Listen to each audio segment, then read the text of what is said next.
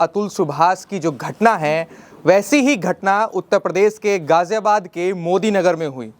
एक व्यक्ति मेरे साथ मौजूद है, इनका नाम राहुल है। ये अपने भाई की तस्वीर लेकर यहाँ बैठे हैं और न्याय की मांग कर रहे हैं कि पुरुषों के साथ जो हो रहा है। अपनी पत्नी से परेशान होकर मोहित ने आत्महत्या कर ली।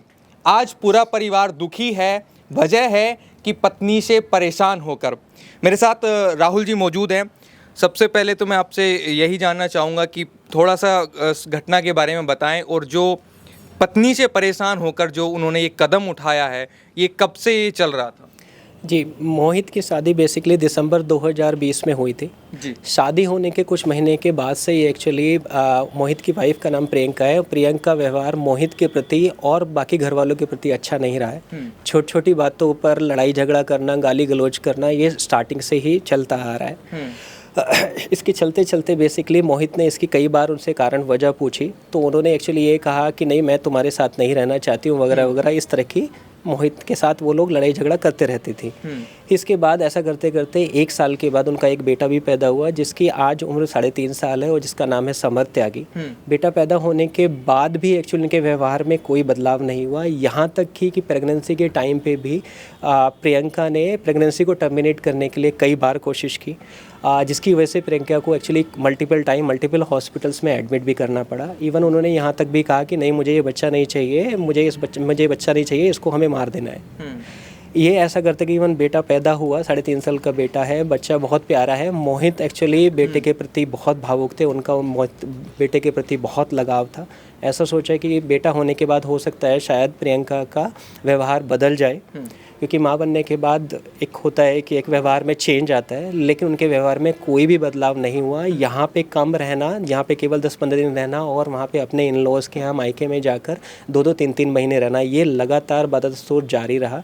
जिससे मोहित ने एक्चुअली परिवार वालों से कई बार ये डिस्कस भी किया कि उन्हें, जैसा वो मेरे से बोलती है कि वो यहाँ मैं रहना नहीं चाहती हूँ और यहाँ नहीं रहती है और अपने परिवार वालों के यहाँ रहती है, तो उसको ये शक था, मोहित को ये शक था कहीं ऐसा तो नहीं है कि इस प्रियंका का वहाँ पे अपने यहाँ पे किसी के साथ कोई अफेयर वगैरह चल रहा हो या किसी और के साथ संबंध हो।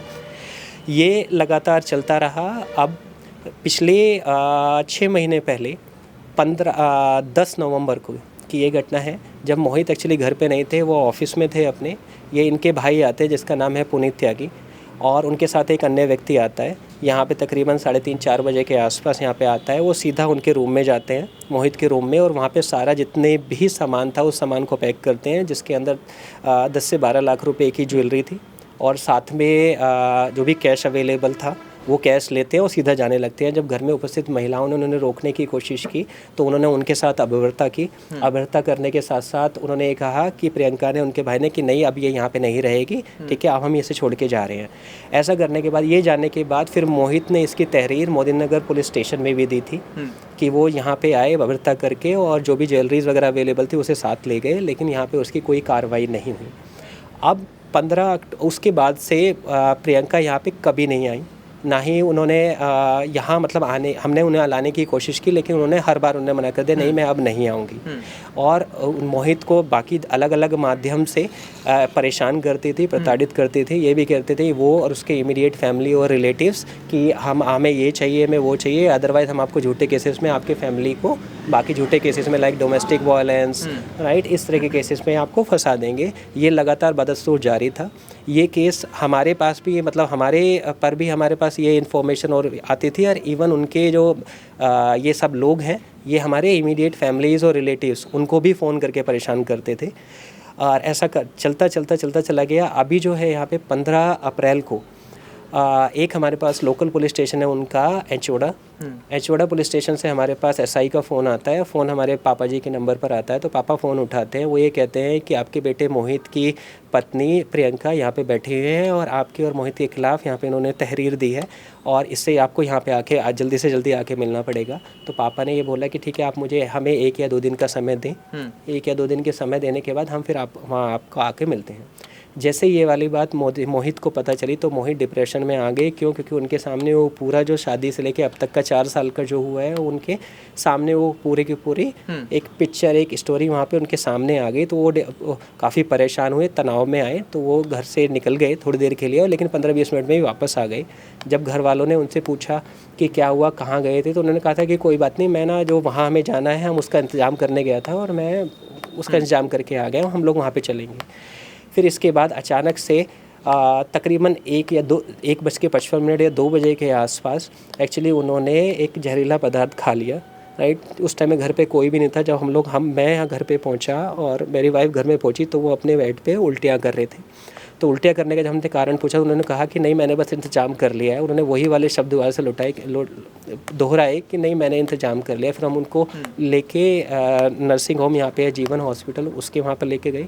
देन इन्होंने यहाँ से उसे रेफ़र कर दिया मेरठ के सुभारती यूनिवर्सिटी। फिर हम उसको मेरठ सुभारती यूनिवर्सिटी में लेके गए, वहाँ पे उनके इलाज चलता रहा। फिर वहाँ से हम उसको पटपटगंज मैक्स दिल्ली के हॉस्पिटल में लेके गए, जहाँ पे उन्होंने इलाज के दौरान उन्होंने दम तोड़ दिया।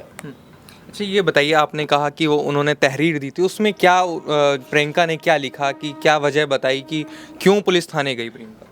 उन्होंने जो एसआई थे उन्होंने जो पापा से बताया, उन्होंने यही बताया कि जी मुझे यहाँ पे छोड़ गए हैं, मुझे लेने नहीं आते हैं, जबकि ऐसा कुछ था नहीं, वो अपने आप गई थी, राइट। और वो खुद ही आने के लिए मना कर रही थी। हमने बहुत बार उनसे कोशिश की कि हम उन्हें वापस ले आए। इवन हमारे जो रिलेटिव्स हैं, जो मीडिएटर्स थे, उनके थ्रू भी हमने कराया कि जी वहाँ पर चले जाओ, आप लोग खुद ही आए हो, वहाँ पर अब जाते क्यों नहीं हो अपने घर पर, लेकिन वो फिर भी नहीं लौट के आए। अच्छा, ये बताइए, तमाम जो खबरें आपने देखी होंगी, कई सारे नाम ऐसे हैं, जैसे अतुल सुभाष का नाम सबके सामने है, लेकिन सेम वही घटना आज मोहित के साथ हुई कि पत्नी से परेशान होकर एक इंजीनियर ने आत्महत्या कर ली। तो क्या कहेंगे, एक तरफ महिलाओं को इतने कानून है, महिलाओं के साथ कानून है, लेकिन पुरुषों के साथ ऐसा कुछ नहीं है कि वो अपनी आवाज़ उठा सकें। जी बिल्कुल, अगर इस तरह के अगर हम देखें और सोचें कि ये घटना केवल एक अकेली घटना नहीं है, ये केवल मोहित और हमारे साथ नहीं हुआ है। अगर देखा जाए पिछले कुछ दिनों में काफ़ी घटनाएं इस तरह की हुई हैं, तो डेफिनेटली मैं एक्चुअली ये रिक्वेस्ट करना चाहता हूँ पुलिस प्रशासन, योगी आदित्यनाथ जी और बाकी अदर्स अथॉरिटीज़ से कि इसके ऊपर एक सख्त से सख्त कानून बने और जो भी दोषी उनको जल्दी से जल्दी सज़ा मिले, जिससे कि न्याय स्थापित हो सके और बाकी भविष्य में ऐसी घटना दोबारा किसी और मोहित के साथ घटित ना हो। अच्छा, ये बताइए, मैं खबर देख रहा था कि प्रियंका ने भी योगी जी से मांग की है कि प्रियंका को और उनके बेटे को न्याय मिले। वो आप पे आरोप लगा रही हैं कि आपने कोई साजिश करी है उनके खिलाफ। देखो, इसमें एक्चुअली कोई भी साजिश नहीं है। जो भी था वो हमने आपको बता दिया। ये पिछले 4 साल से एक्चुअली ऐसे ही चल रहा है। ये इन्होंने आप भी लिखा है, ये चीज़ पिछले 4 साल से भी इसी तरह के झूठ फैला रही हैं हमारे खिलाफ। घर में कोई मार पिटाई होती थी, वो करती थी, या कोई ऐसी हिंसा जो घर में होती थी? नहीं, घर में ऐसी कोई हिंसा नहीं होती थी। जैसे हमने कहा कि मोहित के प्रति प्रियंका का कोई भी व्यवहार अच्छा नहीं था, राइट। वही छोटी छोटी बातों के ऊपर गाली गलौज करना और अपने भाई को बुला लेना या अपने रिलेटिव को बुला लेना, उनके साथ चले जाना, ये बदस्तूर जारी था। कभी ऐसा कहा हो कि मैं माता पिता से अलग रहना चाहती हूँ, परिवार के साथ नहीं रहना चाहती हूँ? नहीं, ये तो जाहिर ही है। जैसे उन्होंने कहा कि उनका व्यवहार ही फैमिली के प्रति सही नहीं था, लेकिन मोहित ने तो उनको ये भी पेशकश की थी कि चलो हम अलग कर लेते हैं, जिससे कि मेरी शादीशुदा ज़िंदगी बची रहे, लेकिन उन्होंने उसको भी रिजेक्ट कर दिया, रिफ्यूज़ कर दिया। अब क्या चाहते हैं, सरकार से क्या मांग करते हैं कि जो मोहित के साथ हुआ, कैसे मोहित को न्याय मिले? जी बस मेरी यही एक्चुअली सरकार और प्रशासन से यही एक्चुअली रिक्वेस्ट है कि जो मोहित के साथ हुआ है या जो बाकी अभी रिसेंट दिनों में जो घटना सुनने को मिल रही हैं, ऐसा बाकी और पुरुषों के प्रति ना हो। तो इन पे जो भी इसमें दोषी हैं उनको सख्त से सख्त कार्रवाई मिले और एक एग्जाम्पल सेट हो, जिससे कि भविष्य में ऐसी घटना बाकी और किसी मोहित और बाकी किसी और व्यक्ति के साथ ना हो पाए।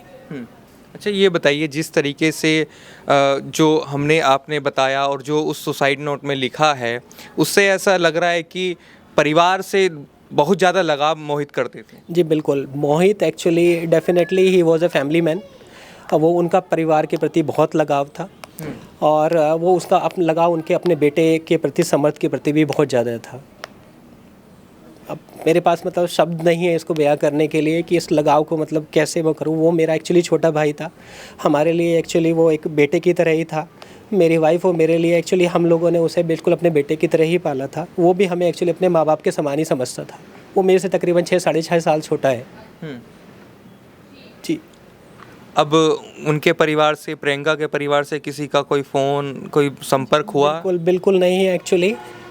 जब से एक्चुअली ये घटना हुई 15 अप्रैल को, हमने तभी ही अपने रिलेटिव्स के माध्यम से उनके रिलेटिव्स को ये सूचना पहुंचवा दी गई थी कि ऐसे ऐसे ये हो गया है। वो मेरठ में एडमिट है, उनका वहाँ पे उसका इलाज चल रहा है। लेकिन ना तो किसी का फ़ोन आया, ना प्रियंका का आया, ना उसे किसी परिवार वालों का आया, ना ही कोई मिलने आया।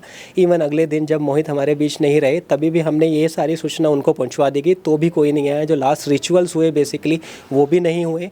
आप इस निर्ममता का उदाहरण आप इसी से देख सकते हैं कि मोहित का 3.5 साल का बेटा था। एटलीस्ट लास्ट रिचुअल के टाइम पे तो वो बेटा होना चाहिए था। लास्ट रिचुअल सारे के सारे उस बेटे के हाथों होने चाहिए थे, लेकिन उन्होंने उसको भी नहीं भेजा। तो मेरे साथ मोहित के बड़े भाई मौजूद थे। पत्नी से परेशान होकर मोहित ने आत्महत्या कर ली, क्योंकि वजह ये है कि पत्नी ने उनको इतना प्रताड़ित किया कि वो इस दुनिया को छोड़कर चले गए। आज उनके भाई न्याय मांग रहे हैं, सरकार से गुहार लगा रहे हैं कि किसी अन्य और पुरुष के साथ ऐसा ना हो जो आज मोहित ने किया है। तमाम नाम आप देख रहे होंगे, सोशल मीडिया पर भी चलते रहते हैं, खबरें सामने आती रहती हैं। अतुल सुभाष हो या आज उत्तर प्रदेश के गाज़ियाबाद में जो मोदी नगर है वहाँ पर मोहित हों,